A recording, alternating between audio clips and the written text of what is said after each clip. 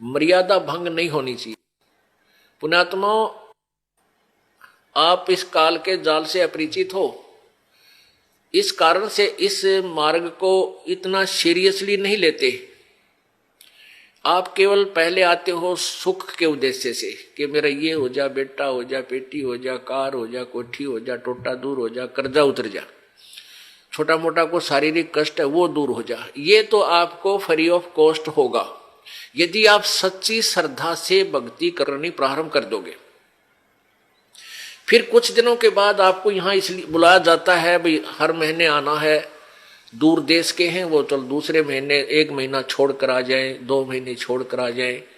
आपको इसलिए बुलाया जाता है कि ताकि आप इसको इतना सीरियसली नहीं लेते, क्योंकि आप इस मार्ग से परिचित नहीं हो। आपको यहाँ बुलाया इसलिए जाता है क्योंकि आपको वहां अपने घर से जब चलते हो तो 1 हफ्ता पहले आप परमात्मा के दरबार में पहुंचने के लिए चिंतित हो जाते हो।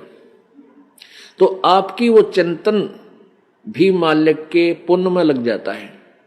कोई कार्य को आगे पीछे करते हो, किसी से छुट्टी लेते हो, घर वालों को मीठा बोलते हो कि मैंने जाना है, कहीं ये ना कर दे, और फिर आप वहां से यहां तक आते हो। नंबर 1 तो आपको धनी बनाना है, राम नाम का, भक्ति का धनी बनाना है। परमात्मा का विधान है, संत मिलन को चालिए तज माया अभिमाने, जो जो कदम आगे रखे ओहे यज्ञ समाने। क्या बताते हैं परमात्मा?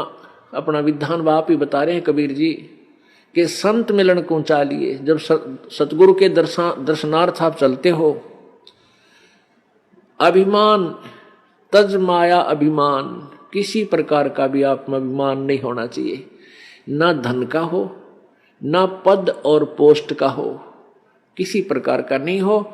जैसे एक रोगी व्यक्ति जिसको पता लग गया कि तेरी जान जाने वाली है और वो डॉक्टर के पास जाता है, चाहे वो कितना बड़ा अधिकारी है और कितना पैसे वाला है, वहां वो अपनी उस पोस्ट और पैसे को नहीं आगे रखता, उसका दिखावा नहीं करता, अपनी जान बचाना चाहता है। डॉक्टर जहां कहता वहीं लेट जाता है, कपड़े उतारने को कहता तुरंत उतार देता है, कोई रिपोर्ट करवाने के लिए संकेत करता लिख कर देता, तुरंत उठकर चला जाता है।